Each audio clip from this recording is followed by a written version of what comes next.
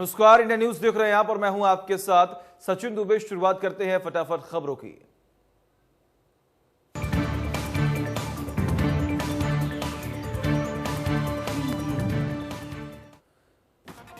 पूरी दुनिया में कोरोना के 3 करोड़ 99 लाख के हुए कुल मरीजों का संख्या अब तक 11 लाख 14 से अधिक मरीजों ने गंवाई जान। पूरी दुनिया में अब 89 लाख 57 हजार कोरोना केस एक्टिव। अमेरिका में कोरोना ने जमकर मचवाई तबाही। कुल मरीजों की संख्या हुई 83 लाख 42 हजार के पार। अब तक 54 लाख 32 हजार से ज्यादा मरीज हुए ठीक। कोरोना के मामले में पूरी दुनिया में तीसरे नंबर पर ब्राजील। अब तक 1 लाख 53 हजार मरीजों ने कोरोना के चलते गंवाई जान। कुल मरीजों की संख्या हुई 52 लाख 24 हजार के पार। रूस में कोरोना के मरीजों को लगातार बढ़ रही संख्या। कुल मरीजों की संख्या हुई 13 लाख 84 हजार 235। अब भी 2 लाख 95 हजार से ज्यादा केस एक्टिव। देश में एक दिन में सामने आए 61,893 नए केस। 24 घंटे में 1031 लोगों की मौत। कुल मरीजों की संख्या हुई 74 लाख 99 हजार के पार। महाराष्ट्र में कोरोना से एक दिन में हुई 463 लोगों की मौत। कुल मौत का आंकड़ा हुआ 41,965। उत्तर प्रदेश में कोरोना से लोगों का बुरा हाल। एक दिन में मिले 2,725 नए केस। अब तक 4,11,000 से अधिक मरीज ठीक। 34,420 केस एक्टिव। दिल्ली में लगातार बढ़ रहा कोरोना का संक्रमण। 24 घंटे में सामने आए 3,259 नए केस। 35 लोगों की हो चुकी है मौत। हरियाणा में 24 घंटे में 1,148 से अधिक कोरोना के केस। 6 मरीजों ने तोड़ा है दम। 1,49,000 के पार पहुंचा पॉजिटिव केस का आंकड़ा। पंचकुला में कोरोना संक्रमित मरीजों की संख्या और इलाज के दौरान मौत हो गई। मृतक को कई और बीमारियां भी थी। अब जिले में मौत का आंकड़ा 106 हो गया। नूंह में 24 घंटे में 2 नए केस आए सामने। 2 मरीज डिस्चार्ज किए गए। जिले में अब तक 1,204 केस मिल चुके हैं। 54 केस अब एक्टिव। 25 लोगों की हो चुकी है मौत। बड़ौदा उपचुनाव को लेकर कांग्रेस ने जारी की स्टार प्रचारकों की लिस्ट। 30 स्टार प्रचारक करेंगे बड़ौदा उपचुनाव के लिए प्रचार।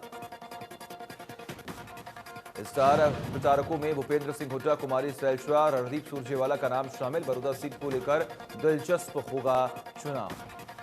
वहीं 30 स्टार प्रचारकों की लिस्ट में दीपेंद्र हुड्डा, पूर्व स्पीकर कुलदीप शर्मा, कुलदीप बिश्नोई, किरण चौधरी और गीता भुक्कल का भी नाम शामिल है। गृह मंत्री अनिल विज ने राहुल गांधी और प्रियंका गांधी पर साधा निशाना और कहा है कि ये दोनों सुबह घर से तेल का कनस्तर लेकर निकलते हैं और जहां भी थोड़ा बहुत धुआं देखते हैं वहां तेल छिड़क कर आग लगा देते हैं। अनिल विज ने कहा कि किसानों को गुमराह किया गया। विज ने कहा कि आज फसल की खरीद एमएसपी पर हो रही है और किसान खुश है। गृह मंत्री अनिल विज ने कहा कि प्रदेश में emergency response and support system dial 112 इस साल 30 दिसंबर से शुरू हो जाएगा। इसके बाद राज्य में किसी भी क्षेत्र में 15 से 20 मिनट में आपातकालीन पुलिस और अन्य सेवाएं उपलब्ध होंगी। आपको बता दें कि हरियाणा पुलिस के इस हाईटेक प्रोजेक्ट के तहत करीब 94 करोड़ रुपए की 630 नई इनोवा गाड़ियां खरीदी गई हैं। इसके लिए करीब 4,700 कर्मचारियों को लगाया जाएगा जो नागरिकों को समय रहते प्रभावी सेवाएं उपलब्ध करवाएंगे। फसल खरीद को लेकर मुख्यमंत्री मनोहर लाल ने कहा कि किसानों की फसल का एक एक दाना खरीदा जाएगा। सरकार ने खरीफ फसलों की खरीद प्रक्रिया को सुचारू और सुव्यवस्थित ढंग से करने के लिए सभी प्रबंध कर लिए हैं। मुख्यमंत्री ने कहा कि पहली बार मक्का की सरकारी खरीद एमएसपी पर की जा रही है। इससे पहले बाजरे की खरीद भी एमएसपी पर की गई थी। अब तक धान और बाकी फसलों के भुगतान के लिए 1,000 करोड़ रुपए यहाँ पर जारी किए जा चुके हैं। सीएम ने बताया कि सबसे पहले मंडियों में प्रदेश के किसानों की फसलों की खरीद की जा रही।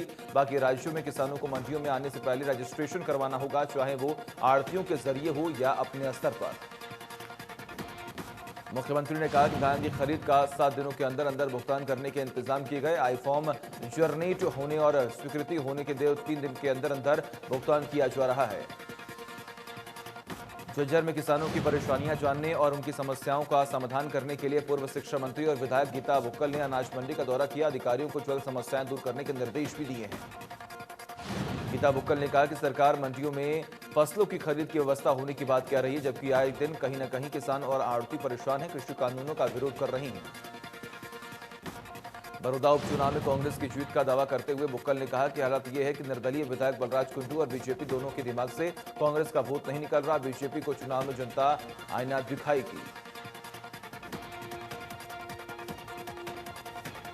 मुख्यमंत्री मनोहर लाल ने दीघल खाप के प्रतिनिधियों से मुलाकात की। हाप ने गुड़गांव में हुए यस बैंक के अधिकारी धीरज अहलवात मर्डर केस की जांच सीबीआई से करवाने की मुख्यमंत्री से अपील की है। मुख्यमंत्री ने सीबीआई जांच की सिफारिश करने की बात कही। इससे पहले इसी केस में पुलिस की स्पेशल इन्वेस्टिगेशन टीम जांच कर रही थी। खाप प्रतिनिधियों ने मुख्यमंत्री मनोहर लाल का जताया आभार। मुख्यमंत्री ने प्रधान सचिव को विश्व बैंक में नई जिम्मेदारी के लिए शुभकामनाएं दी। मुख्य सचिव ने मंत्रिमंडल के सामने राजेश खुल्लर की सेवाएं देने के बारे में प्रस्ताव रखा और मंत्रिमंडल ने इसे सर्वसम्मति से पारित भी किया। मुख्यमंत्री ने प्रधान सचिव की पिछले 5 साल के दौरान दी गई सेवाओं की सराहना की। राजेश खुल्लर 1 नवंबर से विश्व बैंक के कार्यकारी निदेशक के पद पर ज्वाइनिंग करेंगे। परिवहन विभाग में सुधार के लिए सीएम ने बनाई योजना। जिले में अलग अधिकारी संभालेंगे काम। आठवीं नहीं, अब डीटीओ होगा पदनाम। विभाग में भ्रष्टाचार पर भी लगेगी नकेल। मुख्यमंत्री ने कहा कि अब आठवीं नहीं होगा बल्कि संबंधित अधिकारी को डीटीओ के नाम से जाना जाएगा। सीएम ने कहा कि क्लास 1 अधिकारी की जिम्मेदारी को दी जाएगी, जिसके लिए 22 अधिकारियों की नियुक्ति भी की जाएगी। बड़ौदा उपचुनाव के बीजेपी प्रत्याशी योगेश्वर दत्त और कृषि मंत्री जेपी दलाल ने प्रेस कॉन्फ्रेंस में जेपी दलाल ने कहा है कि कांग्रेस के नेताओं को निपटाने की जरूरत नहीं है, कांग्रेस अपने नेताओं को खुद ही निपटा लेती है। योगेश्वर दत्त ने कहा कि एक खिलाड़ी हूं और मैं भविष्य में भी खिलाड़ियों के बारे में सोचूंगा। बड़ौदा का विकास करना मेरी प्राथमिकता है। राजनीति में सिर्फ जनता की सेवा करने आया हूं। दीपेंद्र हुड्डा ने बड़ौदा उपचुनाव में कांग्रेस की बड़ी जीत का दावा किया। कहा कि बीजेपी को पिछले 6 साल में बड़ौदा की याद नहीं आई, अब चुनाव आया तो बड़ौदा दिखाई दिया। मैम से निर्दलीय विधायक बलराज कुंडू ने कहा कि कांग्रेस मुझे बीजेपी का एजेंडा कहकर लोगों को गुमराह कर रही है। कांग्रेस उम्मीदवार के नामांकन में फिक्सिंग हुई। कांग्रेस उम्मीदवार के नामांकन में जानबूझकर गलती छोड़ी गई। इंदुराज नरवाल और कपूर नरवाल दोनों लड़ेंगे बड़ौदा उपचुनाव। नरवाल खाप की पंचायत में नहीं हुआ समझौता। पंचायत बोली दोनों लड़े, लोग जिसे चाहे वोट दें। कपूर नरवाल ने पंचायत में कहा कि उनकी उम्र ज्यादा हो चुकी है, जबकि इंदुराज अभी जवान है, उनके पास बाद में भी चुनाव लड़ने का मौका है। कपूर ने राजनीतिक हत्या किए जाने की बात कही है। पूर्व मंत्री कर्णदेव कंबोज ने बड़ौदा उपचुनाव में बहुमत से बीजेपी की जीत का दावा किया। उन्होंने कहा कि चुनाव में बीजेपी बहुमत से जीतेगी, बीजेपी का साथ देगी जनता। पूर्व सीपीएस शेर सिंह राणा इनेलो में शामिल। कृषि कानूनों के विरोध में छोड़ी बीजेपी। ओपी चौटाला बोले वैचारिक तौर पर हमेशा थे हमारे साथ। इनेलो सुप्रीम ओपी चौटाला ने कहा है कि श्याम सिंह राणा का पार्टी में शामिल होने पर हार्दिक स्वागत करता हूं। भरोसा है कि जो हम लड़ाई लड़ रहे हैं उनमें राणा हमारे साथ आए हैं और संघर्ष में जुड़े हैं। ओपी चौटाला ने कहा कि लोभ के लिए लोग सत्ता से जुड़ते हैं, लेकिन सत्ता को छोड़कर संघर्ष के साथ जुड़ने वालों की जितनी सराहना की जाए उतनी कम है। इनेलो के लोग सत्ता के भूखे नहीं हैं। हम चौधरी देवीलाल के सपने पूरा करने के लिए काम कर रहे हैं। सिंध में बीजेपी विधायक डॉक्टर कृष्ण मिट्ठा ने गांव बरसोला में 2 करोड़ रुपए की परियोजनाओं का शिलान्यास किया। इन परियोजनाओं में तीर्थ का सौंदर्यीकरण और सत्संग के लिए हॉल का निर्माण प्रस्तावित है। विधायक के निर्देश पर तीर्थ को स्विमिंग पूल की तरह विकसित किया जाएगा। शिलान्यास कार्यक्रम से पहले गांव पहुंचने पर विधायक का ग्राम पंचायत ने स्वागत किया। विधायक ने कहा कि प्राचीन सभ्यता को जीवित रखना सरकार की प्राथमिकता में शामिल है। टोहाना में सुभाष बराला के निवास स्थान पर कार्यकर्ताओं ने पहुंचकर उन्हें चेयरमैन पद मिलने पर बधाई दी। सुभाष बराला ने कहा कि उनकी प्राथमिकता रहेगी कि इस पद पर रहते हुए पूरे निष्ठा और ईमानदारी से काम करें।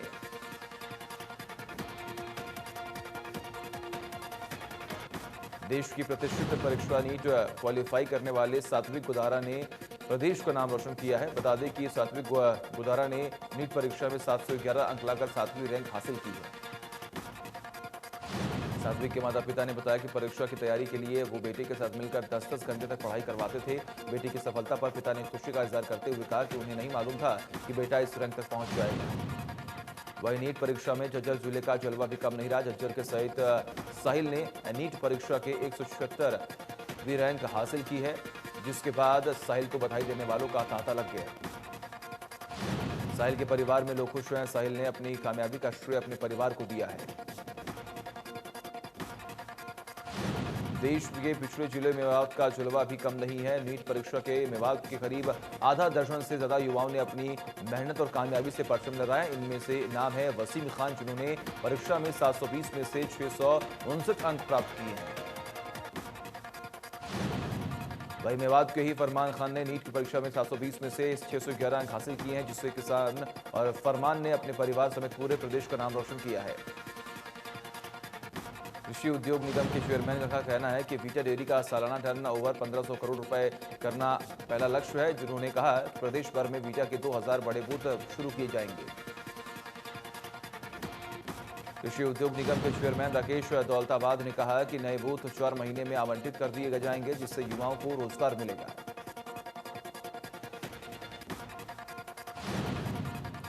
गुरुग्राम के जयपुरा इलाके में 1966 से रामलीला कराने वाले दुर्गा नवमी कमेटी का रामलीला का आयोजन की अनुमति जिला प्रशासन ने दे दी है। इस भव्य आयोजन में पहुंचे समाजसेवी नवीन गोयल को कमेटी में सम्मानित भी किया गया। लोगों को कोरोना के प्रति जागरूक करके सोशल डिस्टेंसिंग का पालन करने की अपील भी की गई है। समाजसेवी नवीन गोयल ने बताया कि रामलीला मंच एक ऐसा मंच जो हमारी भारतीय संस्कृति और धर्म को प्रस्तुत करता है। कुरुक्षेत्र में भारतीय किसान यूनियन की प्रदेश अध्यक्ष गुरनाम सिंह चढ़ूनी की अगुवाई में राज्य स्तरीय बैठक हुई, जिसमें कई फैसले लिए गए कि दशहरे वाले दिन 25 अक्टूबर को प्रदेश भर में मोदी के पुतले फूंक किए जाएंगे। गुरनाम सिंह ने कहा कि नारायणगढ़ के अंदर उनके कार्यकर्ताओं के ऊपर सरेआम हत्या के मुकदमे दर्ज किए गए। अगर ये मुकदमे रद्द नहीं किए जाए तो 29 अक्टूबर को बड़ा आंदोलन हो सकता है। इस आंदोलन में महिलाएं भी भाग लेंगी। कृषि कानूनों के खिलाफ लगातार किसानों का रोष बढ़ता ही जा रहा है। किसानों ने कृषि कानूनों का विरोध करते हुए सिरसा के भूमड़ शाह चौक पर केंद्र सरकार का पुतला फूंका और सरकार के खिलाफ जमकर नारेबाजी भी की है। वही किसानों ने एक बार फिर दोहराया कि जब तक कृषि कानूनों को सरकार वापस नहीं लेती तब तक उनका आंदोलन जारी रहेगा। शहीद भगत सिंह स्टेडियम में किसानों का धरना 12वें दिन भी लगातार जारी है। स्वराज इंडिया पार्टी के अध्यक्ष योगेंद्र यादव जय किसान आंदोलन स्वराज अभियान के तहत दक्षिण हरियाणा के सभी मंडियों का दौरा करते हुए भिवानी पहुंचे। भिवानी में किसानों से हुए रूबरू और बाजरे की खरीद पर दुख व्यक्त किया।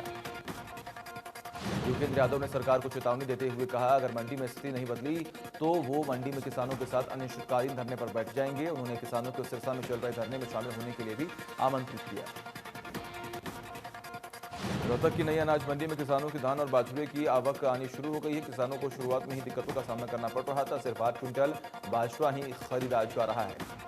किसानों ने कृषि बिलों को लेकर नाराजगी जताई है। कहा कि सरकार इन कानूनों के जरिए एमएसपी खत्म कर देगी, इससे किसानों को कोई फायदा नहीं होगा। चरखी दादरी के बारडा हल्के से बेरला, दगोटली, कादमा की अनाज मंडियों में बाजरे की खरीद के गोलमाल करने का मामला सामने आया। अनाज मंडियों में बैगर सफाई के बैग भरे जा रहे हैं। रात को कोई भी अधिकारी मौके पर मौजूद नहीं था। रात के समय में बगैर सफाई के बैग भरने के मामले में अधिकारी संदेह के घेरे में आए। बाजरा गाड़ियों से सीधी मंडियों में उतारा जा रहा था। बिहार से राजस्थान की गाड़ियों से चावल भरकर आए 5 ट्रकों को रतिया में किसानों ने रोका और कब्जे में लेकर अधिकारियों को सूचना दी। किसानों का आरोप है कि ट्रेलर मालिकों से चावल मंगवाया गया। मामले की उच्च स्तरीय जांच हो। अधिकारियों से बैठक के बाद एसडीएम ने कहा कि पूरे मामले की जांच की जा रही है। निजी फर्म ने चावल मंगवाए हैं, दस्तावेज चेक किए जा रहे हैं। गड़बड़ी पाए जाने पर कार्रवाई होगी।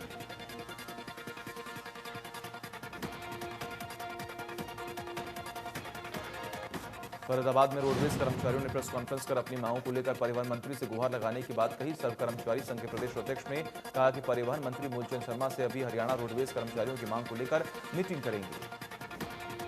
कर्मचारियों की मुख्य मांगों को मूलचंद शर्मा के सामने रखने के लिए 24 डिपो के कर्मचारी जाएंगे, जिसमें मुख्य मांग किलोमीटर स्कीम और स्टेज करियर स्कीम 2016 रद्द करने की रहेगी।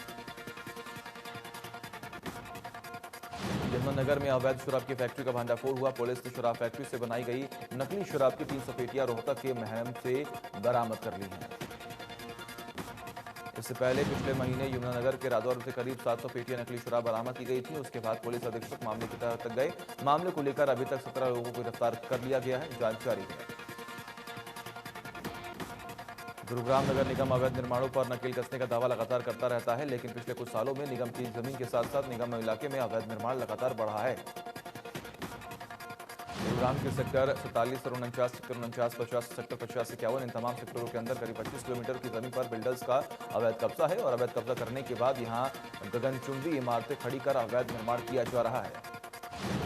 जिंद में ट्रैफिक नियमों का पालन नहीं करने वालों पर शिकंजा। कैथल रोड पर नए बाईपास के पास पुलिस ने नाका लगाकर वाहनों की जांच की और यहां पर असावधानियां पाए जाने पर चालान भी काटे।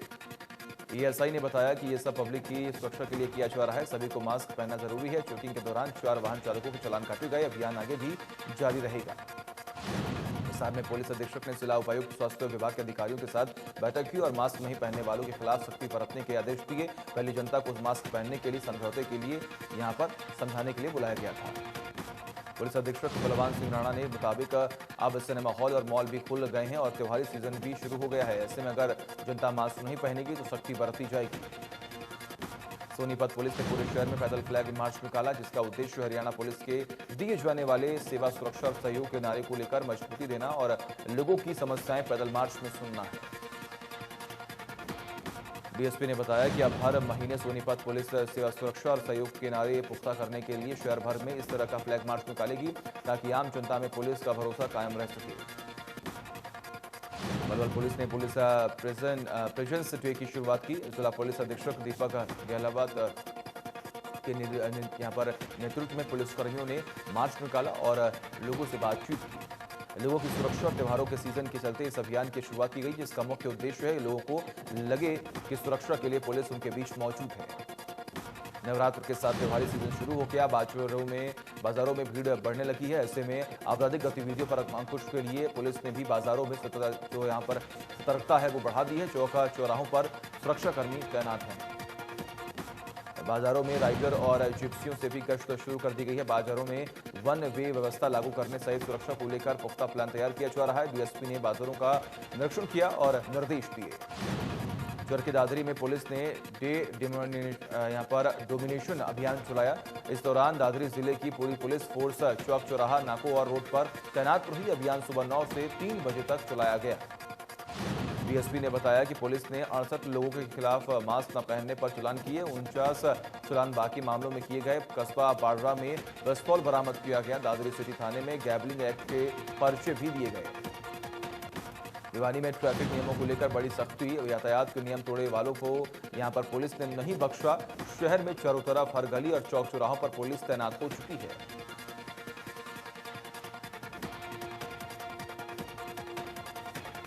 डीएसपी ने बताया कि दृश्यता अभियान का मकसद लोगों को पुलिस की मौजूदगी दर्शाना और जनता के मन में सुरक्षा की भावना पैदा करना है। त्योहारों के सीजन को देखते हुए लोगों को जागरूक किया जा रहा है।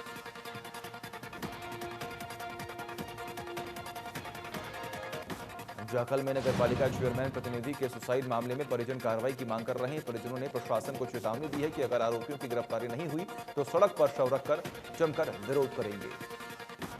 डीएसपी, नायब तहसीलदार और थाना प्रभारी ने परिजनों से दाह संस्कार करने का आग्रह भी किया, लेकिन वो नहीं माने। नगर पालिका चेयरमैन प्रतिनिधि ने कार्यालय में फांसी लगाकर आत्महत्या कर ली थी और पार्षदों पर ब्लैकमेल करने का आरोप लगाया था।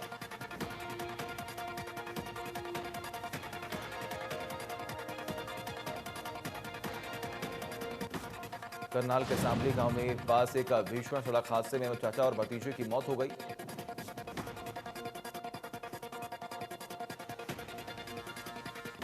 पुलिस के मुताबिक दोनों चाचा और भतीजा बाइक पर सवार होकर अपने गांव जा रहे थे, तभी सामने से आ रही तेज रफ्तार ने एक गाड़ी ने उनकी बाइक को टक्कर मार दी। हादसा इतना भीषण था कि बाइक के परखच्चे उड़ गए। फिलहाल पुलिस मामला दर्ज कर आरोपी वाहन चालक की तलाश में जुटी हुई है और जांच कर रही है। फतेहाबाद में तेज रफ्तार कार का कहर सामने आया। बाजार सामान खरीदने आए बाइक सवार 2 लोगों को तेज रफ्तार कार चालक ने कुचल दिया। हादसे में दोनों बाइक सवारों की मौके पर ही मौत हो गई। हादसे के बाद कार सवार मौके से भागने में सफल हो गया। पुलिस ने गाड़ी को कब्जे में लेकर जांच शुरू कर दी है। दोनों के शव को नागरिक अस्पताल के पास पोस्टमार्टम के लिए लगाया गया है और पोस्टमार्टम होने के बाद शव परिजनों को सौंप दिया जाएगा। पलवल में मिट्टी से भरे डंपर ने सड़क किनारे खड़े 2 बच्चों को कुचल दिया। घटना के बाद आरोपी डंपर चालक मौके से हुआ फरार। पुलिस ने परिजनों की शिकायत पर डंपर चालक के खिलाफ मामला दर्ज कर जांच शुरू की। पुलिस का कहना है कि जल्द ही आरोपी चालक को गिरफ्तार कर लिया जाएगा। मृतक 16 वर्षीय जतिन परिवार का इकलौता बेटा था। होडल में करमन फाटक के पास रेलवे लाइन पार करते समय एक्सप्रेस ट्रेन की चपेट में आने से 40 वर्षीय व्यक्ति की मौत हो गई। सूचना मिलते ही पुलिस मौके पर पहुंची और शव को अपने कब्जे में लेकर पोस्टमार्टम के लिए भिजवा दिया। जोगाधरी के अशोक विहार में प्रॉपर्टी डीलर के घर फायरिंग करने के मामले में सीबीआई 1 की टीम को कामयाबी मिली। मामले में प्रॉपर्टी डीलर के घर फायरिंग करने वाले 4 आरोपियों को भी पुलिस ने गिरफ्तार कर लिया।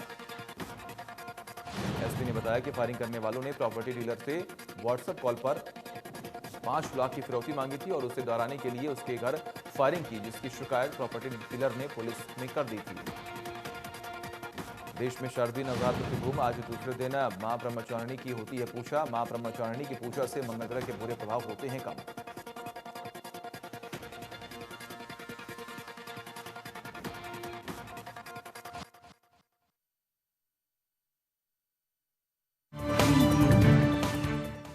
मंगलम गरुड़ ध्वजा मंगलम